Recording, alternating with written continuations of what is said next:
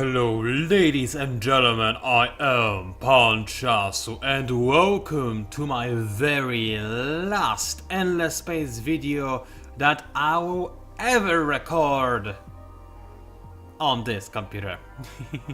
My new PC has in fact arrived today, and while I was hoping I would record my very first video on it today, I don't think this will be a possibility, unfortunately. Mostly because while unpacking I somehow managed to stab myself. I'm not too sure how it happened, it's just at some point I was opening some things and everything was fine. A moment later I look and my index finger is bleeding like crazy. So currently I can't move it very much, let's just put it this way. So I'm not too confident in my ability to put this PC together when I can't really use my index finger. I might try, but maybe it would be smarter to let it heal a little bit and regain some of its mobility first. It is annoying, but hey, it's expensive hardware, you're not supposed to mess around with that when you are not confident in your skills to put it all together, and there is a lot of stuff to put together. If any of you have ever tried putting a PC together, then you surely know the experience I'm about to go through. I have done it several times for myself and other people, so I'm confident in my skills, except not when my index finger is gone. But anyway, that's not important. What is important is this particular playthrough and the current rule set. So, only one suggestion submitted this time, so by default it is the winning suggestion. It is, however, a very big one. It forces me to design a bunch of special ship class, which I have in fact already designed before I started recording. So as you can see there, here they all are. There is the Teokaka ship class, there is the Ruffian ship class, there's Hanako 2 already because I messed it up the first time I created it, and there's also Admiral Adama. Now Admiral Adama is in fact Okusan class, but frankly, sure, I'll be honest, if you have not put in the Hadafu boyfriend thingy, I would have designed the Okusan class having no idea where the ship name comes from, and you could laugh at me. But because now I know it comes from Hadafu boyfriend, nope. I'm sorry, I just ain't putting it in. So it's gonna be Admiral Adama instead. I think it's a pretty cool name for a ship, wouldn't you agree? So yeah, there is that. I did not put in the suicide pod because this would just be sharpened again. So no, sorry.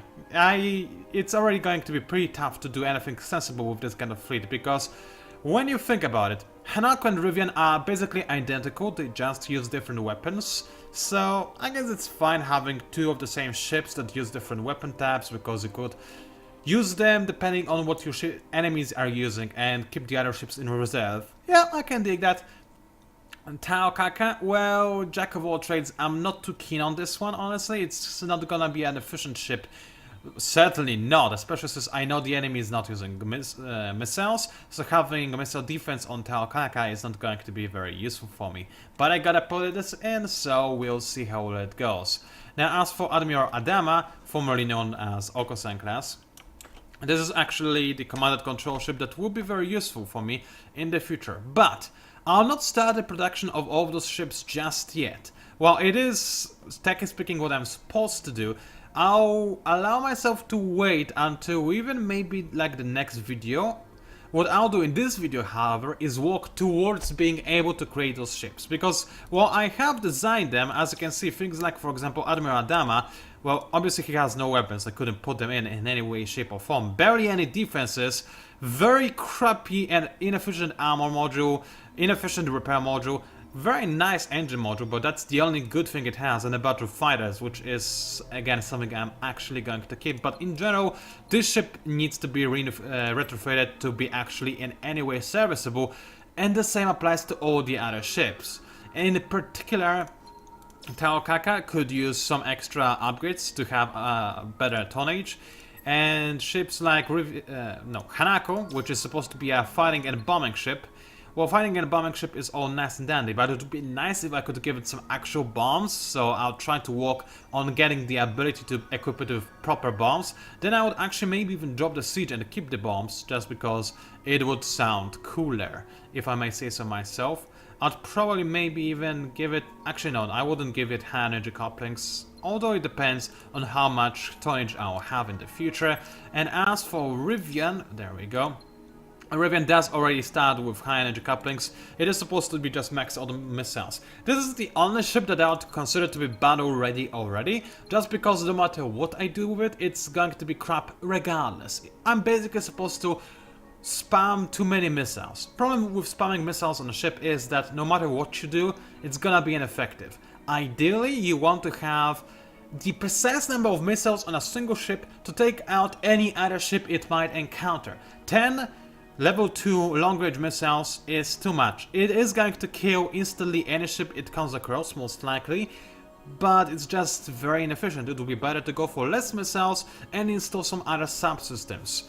Right now, however, because of the gimmick, I only allowed to install myself the very, very minimum amount of other subsystems, without which this ship would just die instantly in a fight. Now, it might actually survive like 2 or 3 fights.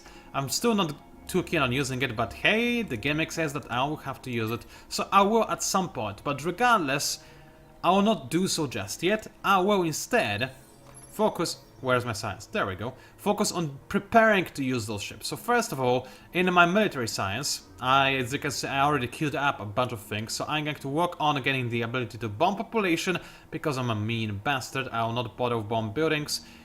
I mean, I might, because it would also give me access to bombers, which I would kind of love to have. I will think about it. Active defenses, I will get it for the sake of getting it, even though I will probably try to use Admiral Adama as a security vessel for my ship and use its fighters to defend my fleet. But I might change it later so that other ships have balanced real-time special defense, point defense module, while Admiral Adama has bombers. I'll think about it. But either way, having active defenses always gives me this opportunity to install them whenever necessary, and they are very helpful indeed. And very efficient as well. So there is that. I need to have better ammo regardless of whatever happens, otherwise I might as well just suicide myself. Because those big ships, they really need their better armor. I would love to get Evolved Construction to get access to Gravitic Energy, because I could install this on Admiral Adama, but this is not something I am capable of getting just yet without a significant investment of 10, so I will not do anything of the sort. You know what, the more I think about it, the more I think I should have the bombers, but for the time being, no. Admiral Adama will need to use fighters, and it will not have any space for bombers, so I can leave them be as it is for the time being. Now, I'll also put some troopers later on Admiral Adama as well, because he's supposed to have colonization module. Problem is, if you look at the colonization module, it costs a whopping 110 tonnage. Now, I could, in theory, use a Hector ship class design, which would lower that, but that would also increase the weapon module tonnage, which isn't too bad, I guess, but it also has way less tonnage by default. I mean, I can see that very quickly right here. It has 88 tonnage by default. Extremely small for a command and control ship. I'll not do that. So instead of putting population on Admiral Adama, I'll put actual troops. I'm not fully following what the gimmick says I'm supposed to follow, but you know, I never said that I'll follow everything exactly like you say, especially if things are as detailed as they were in this instruction. I'll just more or less go as far into following it as I deem sensible. Alrighty then, so there are my plans for the research. In other tech trees, I will try to get myself access to Siderite is a side effect, but I mostly want to get access to adaptive glue. And lossless transmission is again something I'll probably need, and I might as well queue it up ASAP, because A, it gives me access to adaptive society, so maybe in future videos I'll actually be capable of grabbing that, which would be absolutely great. But most importantly, extra tonnage on ships, that is going to be crucial.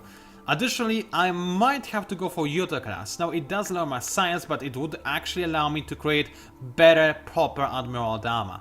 Admiral Adama is not really supposed to take damage, he's supposed to be the singular commanded control type of ship with fighters on board, so Yota class ship would be actually better for this. So I'm going to queue it up ASAP, And by ASAP I mean on the end of this very long queue already. Now there are several other upgrades I need to have quickly and I'm not going to get because of this gimmick. Low-tip hydration I would usually probably prioritize because it's extremely useful, especially on bigger planets, and I do have those.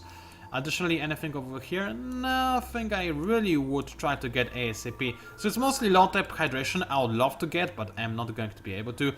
Half domes is not too bad, but honestly I don't deem it to be a necessary upgrade.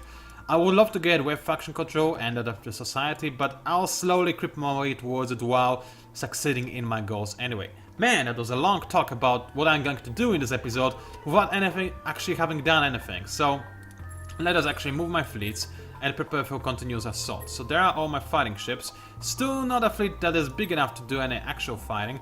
There's more handbreakers in the hangar for some reason. Why are they there? They're supposed to join with the rest of the fleet, aren't they? Strange. Anyway, you start moving towards over there. Mary, it now can actually construct hardened framing, which I'll gladly allow it to do because this will give me extra experience with my ships, making them drastically more powerful. And I do mean drastically when I say drastically.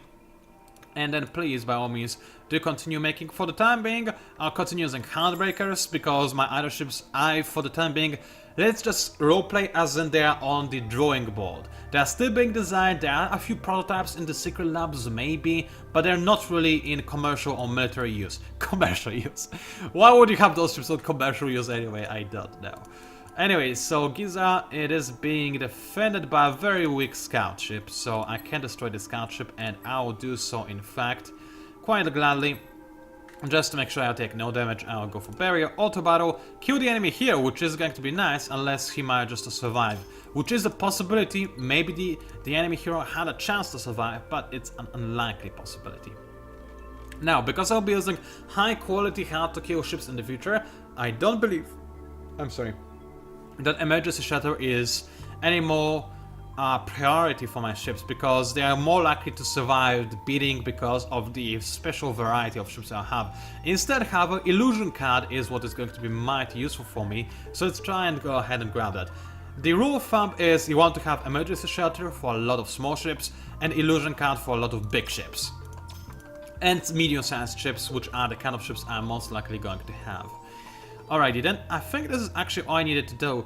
I still need to rename Mary and Father. Actually, Mary is named after a YouTube comment that made me use a specific gimmick, right? Yes. So Father needs to be renamed. I don't know how to rename it just yet, so I'll think about it in the near future, I guess. 10 finished! It only took us like 13 minutes! Man, this is so efficient, I can't believe we're just storming through those 10s. I'm sorry, but there was a lot to talk about, strategy and stuff, because it was quite a complicated gimmick that I need to follow right now, so you know how it goes. Sometimes talk needs to be done, but now I hope to be swarming through my turns because you know exactly what I need to do, so I'll not need to explain it in very much detail. Also, I need to make more heartbreakers. Apparently I didn't queue up enough of them last time, so let's go ahead and keep queuing them up. Father finished creating its logistic centers, which is very nice and important. It's ecstatic. I could make it ecstatic forever, which is indeed nice and something I'll consider, but first of all, it's also maxed out, so let's colonize the tundra. And before I do so, to make sure I do not suffer a approval penalty on my entire empire, I'll finish the infinite supermarkets first. I could buy out things, but I'm still saving this dust in case I actually need to use it desperately on something very important, which could happen at any point in time. I might use it to create a very powerful fleet of my newly designed ships when they are actually capable and ready of being used. How are we doing dust-wise? I'm actually losing a ton of dust somehow. I'm not too sure how this is happening, in all honesty. I mean, I guess I'm wasting a lot, not wasting, but spending a lot of dust on fleets. So I could stop working on a lot of impact labs, except I really would rather not. But there isn't a lot of other ways I can boost my dust. I can gain a bit of extra dust from this Arctic, but this certainly does not fix my current issues.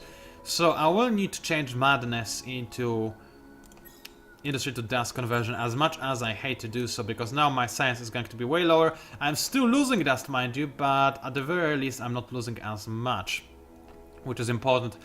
This is also why it's very important for me to increase the happiness on Mary and Father, Because right now I cannot increase my tax rate without lowering the overall approval of my entire empire. And in fact, it's not the important thing. I need to increase the approval of Mary in particular to keep it a production powerhouse. So yeah, this is a problem that I'll need to think of dealing with in one way or another. For the time being though, I do have very limited options and choices. Gizar is very slowly being conquered, and it looks like the enemy is actually increasing its population and maybe also creating some defensive structures over there as well, because it is taking forever to capture Gizar, and I certainly am not willing to wait for 18 FN10. So when possible, I'll try to create some more invasion fleets to actually help with the assault. Now, what else do we have? This is the create everything kind of guy, and this is also the kind of guy that is supposed to have more negotiator. So let's give him that, and come on! Did I finish movement? I think I did finish movement, so I should have all my ships ready. So anyway, did I approve that? Yes. But I can also get the industry academic partnerships, which is very powerful, and I will gladly get it. Thank you very much. More science is done, better armor is being researched. I do not have Okilakeks to use bombs, but I now know that such bombs exist and that I could use them. Father has colonized a tiny tundra, which I'm going to remove the ice from, and also this is a tundra, I'll add replication plants. And I don't really think we need alien grafting anymore because we're almost maxed out, so I'll go ahead and change it into a temple of finance on arid and also non-baronic collider on Arctic. Now this is a very jack of all trades kind of system. I might try to specialize it later when I can terraform some of those planets. For the time being, I'm fine with it being a jack of all trades kind of system. So there we go with the ice. I will want to have some extra dust from this moon, and that's about it. That's all I can do over there. Now, as for the battle for madness, the enemy is at a disadvantage, but they do have a lot of flak, and I am using missiles, so this is going to be a little bit difficult, but with my superior numbers and insane amount of missiles I'll fire, I think I should be capable of taking out both ships simultaneously, so I'll not change my targeting, and I'll also focus on short circuit, and then enter into a... Barrier is tempting, and I'll go for a barrier into non-repair systems, and I will in fact manual this. Now the reason for that is in the unlikely event that the ships survive the first salvo, I will need to change targeting options in order to guarantee a kill of the entire enemy fleet. Because keep in mind, the enemy is most efficient at melee, I am most efficient at long range phase. So if I don't win instantly, then at that point it will become a damage control for me, because I'll suddenly take heavy losses and the enemy will be very unlikely to take any more losses. So let's see what happens. We both use sabotage. Now I forgot the enemy can weapon disrupt me, which is very bad.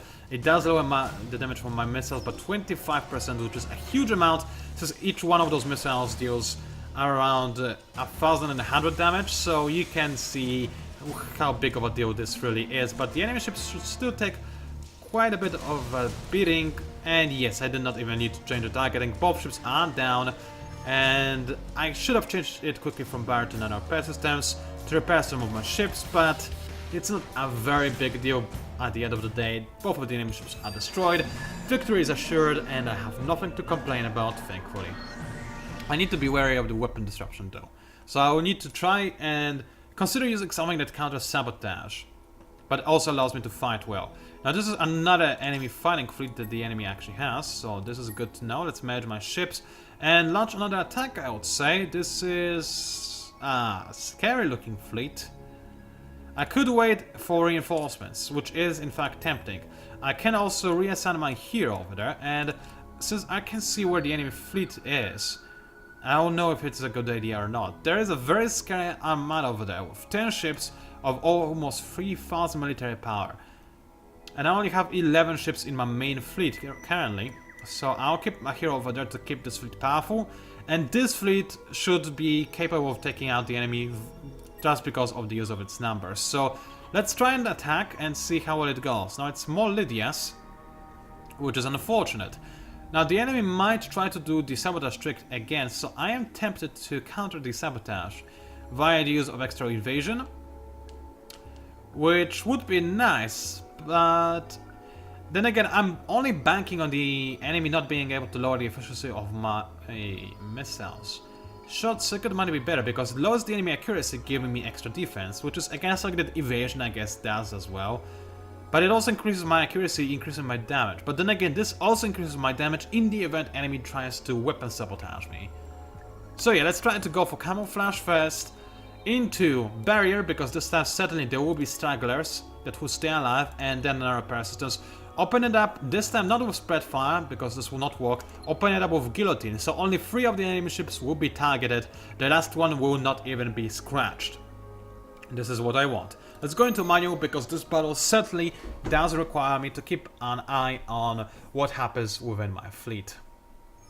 So let's wait for a little while and see how it goes. Now, usually in moments like this, I would love to drink, but currently my room is completely devoid of any liquids or organic materials other than myself, because, you know, I do have, you know, how do you say that in English? Not yet put together. Oh, they ran away. Okay, not yet put together PC. What? There is a word for that in English. I just forget it. My brain is refusing to work. How do you call it? Something? This something? Disassembled? Yeah, disassembled. So, can you just run already? Gee, you're taking forever. Alright, those ships, I don't know what was going on over there, but they were like, oh yeah, we're not yet running, we're just staying here and looking at you. So I know what happened, it's because it was the battle phase, but since missiles don't fire when the enemy runs away, the battle phase didn't really trigger, we just had a dull picture of nothing happening. Alrighty then. End the turn. And think about what to do. Well, science is progressing along nicely. I'll need to get some more tech before I actually start making the ships that I'm required to do. But before this happens, what I could in fact do is create some more standard invasion ships to send at Giza to help before I actually use some of my new designs. I'm still a little bit away from using those designs. I do want to have the updated armor, because as you can see, both armors cost the same amount of weight. The difference in cost, industry cost, is very minimal, but the difference in health points on a ship is very big. Defense on defenses also matters, but not nearly as much as the extra HP. So getting this armor instead of this one is very important, and the difference in science cost is very small. It's, as you can see, more or less double the cost. So seriously, you should really go for the other upgraded armor whenever possible.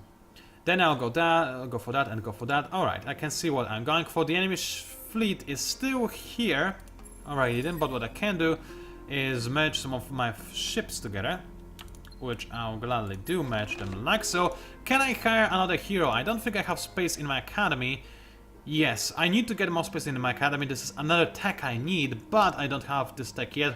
And because I'm focusing on other things, because of my roleplay, it doesn't look like I'll be able to hire another hero anytime soon. And I could use it, but right now, with my one hero, I'll keep the hero on Giza, keep trying to capture it whenever possible.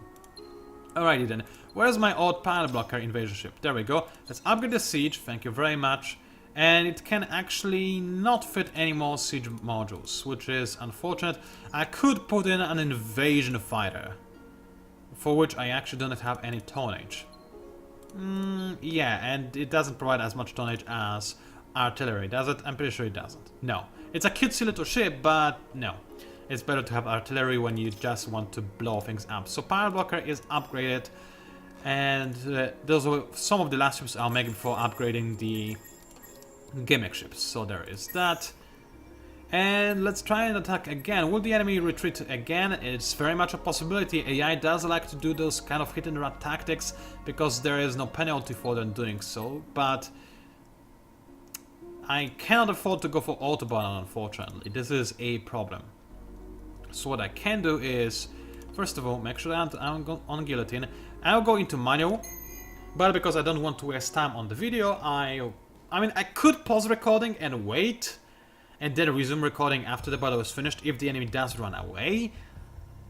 Yeah, I might do it. So if I see that the enemy does choose the retreat card, I'll pause recording for a second. I'll also grab a drink for myself in the other room, and then I'll come back and resume recording like nothing happened. So let's wait and see what the enemy actually chooses to do. Will they fight or will they run? They will fight! Alrighty then, let's see how it goes. The enemy beams are going through, and my missiles are also firing, so we'll see how well it goes. I am expecting moderately good results, if at all possible. So hopefully 3 of the enemy ships will be destroyed. If not, then I'm in a little bit of a trouble. 1 ship destroyed, the other destroyed, and the third destroyed. 1 ship is still alive. I think I did good, because judging by how quickly the enemy health points were going down, I think it's fairly safe to assume that I would not have been able to destroy all 4 ships if I went for spread fire tactics. So I'm happy with what I did. I will probably lose a Heartbreaker now, unfortunately, because the enemy is using melee-based kinetics and beams, which are more effective in medium than in long range, so they're quite lucky to pick off one of my ships, but it's also possible that the enemy will fire several different ships rather than one, and they actually survived another attack, which is really bad, because now the enemy is extremely efficient, and as you can see, yeah, now they're just killing 1 ship after another. 1 ship is down. I expect another of my ships to go down any moment now, via the combined power of beams and kinetics, which is going to be bad. And I was barely able to hit the enemy, but they did go down in the end, even though most of my missiles missed. 2 ships lost at the cost of 4 enemy ships destroyed. I would say that this was a very worthwhile battle, because my ships are cheap, the enemy ships sadly are not. One of my Heartbreakers is barely alive, but it should be able to survive for a little bit longer. I can now merge those fleets, and in fact I could go ahead and attack Gano. Now the enemy does have 2 fleets on Gano, and they are fairly scary-ish. I could of course block them over there, but what's the point really of blocking the enemy fleets at Gano rather than fighting in my own territory? In fact, I'm pretty sure I do have the technology that gives me bonus when fighting in my own territory, or have I not researched it yet? I have not researched it yet. It's actually a very crucial technology that is very cheap, so I'll grab it really quickly. I think you'll forgive me for doing so, because seriously this technology is really good and really important, and will allow me to defend so much better, and it doesn't really even cost me 110 per se, because I have more than that of science gain, so it will be fine. I cannot afford to increase my taxes, even though I'd love to. I am gaining dust, because from destroyed enemy ships I do gain dust. That's because I'm playing as the Radiance, I believe, or for other reasons, I don't remember. Do I have this trait? Wait, I need to go into my diplomacy tree and have a quick look. Do I actually have... I have knowledge gathering, I know this much. But do I have the thing that allows me to pick up dust? Because where do I get all this dust from? I don't actually know. I don't have the ability to gather dust from destroyed enemy ships. So how am I getting so much dust? I mean, my hero does give me dust when he destroys ships, but he's over there, not here. I'm not too sure. I'm not too concerned about that either, not yet anyway. But let's keep an eye out on the dust chart. I should lose dust at the start of the next turn. So let's see, I have 1083 now. Will I have more or less? This is a good question. If I will have more, then I'll assume that user interface is slightly backed somewhere. I in fact have indeed lost my dust, so that is good to know. Nothing is backed per se. Alrighty then. So those ships, well, aside from the main fleet over there, will be merged, and they'll probably stay on Madness forever to defend it. I have encountered the Planarians Empire. Now I do like Planarians because again they're the first custom faction, proper custom faction I ever designed, so I do have a soft spot for them. Mr. Propaganda. If I gave this hero that and transferred him to Mary, I could increase my taxes then. So this is the good thing. The bad thing is... this guy has 15 labor and abilities that help him with the labor as well. This guy also has those abilities and he's got 14 labor, so he does have slightly less labor, which is not ideal. And he doesn't have civil engineer either, but this is not really a big deal. So he's not as efficient for labor works as the other hero, but then again extra happiness and transfer is a tempting alternative which would allow me to raise my taxes. Now of course raising my taxes would lower my science gain, but it would allow me to keep gaining dust rather than lose dust, and additionally it would actually allow me to change from industry to dust conversion into science conversion, which is more efficient. So I am tempted to do that. Can I unassign this hero anytime soon? Indeed I can. So I will do just that. I'll unassign the hero, I'll reassign this hero to this system, and the other hero will go to over here for the time being in order to improve my happiness. Now the hero that is over at Merpy, he is going to gain Minister of Propaganda to help me with the happiness. And now I can increase my taxes by 1 point, and now I'm actually earning dust. Which is not exactly ideal. I was hoping to be earning a little bit more dust as a result of raising those taxes. I'll be entirely honest with you. I don't think this was efficient. Next time I can switch my heroes, I will. Right now, however, I cannot for 5 turns. It's okay. It was an experiment that I was interested in doing. Now, if I change madness into science conversion, I'll probably now lose, yeah, quite a bit of dust. But I also can actually... No, go away. I also can actually gain a lot of dust. So let's see, how much science do I gain? I gain 90-something science, and then I lose a bunch of dust. I think I would rather have the science for the time being. Even though I'll keep losing dust, I do hope to keep gaining it back via the use of my hero. So let's keep it as it is for the time being. I'm in the deficit, but I'm more or less okay with being in the deficit. Although, now that I think about it, if I were to do it this way, and let's just see this as an experiment, that's 90-23, so yeah, okay. What I'm doing right now is more efficient science-wise. What the... Oh yeah. Okay, so hold on a second. What I'm doing right now, is it more efficient science-wise? That's 923 science, that's 998, yes. So what I'm doing right now is more efficient science-wise, and because of the increased tax rate, I can afford to stay in this low-impact labs construction for a little bit longer, which is important. Father is done with some of its stuff, which is nice. I can increase the amount of population on Tundra, which would be interesting. It's not exactly important, but, you know, it's nice, I guess. I can give it some trade routes, which I will actually. And I don't think I'll improve the benefits of trade routes. I will give it some more population spots, some extra defense, because you never know, and cis-ult satellites, because it's my brink, boulder, gathering... I don't even know what I'm trying to say. Anyway, it does have area of influence that I want to expand to control Baitin, so that nobody can colonize this region without my explicit permission. So there is that. And the 10, I'm almost ready to design some of my ships and actually start making them. Now, I know that for this video, I'll not really fulfill what I was ordered to do, which is create a fleet of those ships. This is fine, however, because I promise to continue abiding by the rules set onto me at the start of this video on the next video as well. So I'll continue trying my best to implement this type of fleet design on the next video as well, even though this video cast is getting close to an end, because seriously, it is a very interesting gimmick that I kind of want to keep going with, so I'm really liking it a lot. But this video cast is long enough as it is for the time being. A lot of talking, not too much of action. So I know you might be slightly disappointed, but I don't want this video to be any longer than it already is. What do I want on you? More weight, I guess. Proof. I now have discard side right, which I actually have access to, which is pretty great. It's not very important, but it's great that I have it, I guess. On Father, I could try and turn it into a construction system. It will not be able to construct too much because it's not that great when it comes to construction. Even dual mine is better. But I guess it doesn't have to have hardened framing just in case I need to do something of the sort. And other things I don't think I'll really need. Maybe collaborator networks.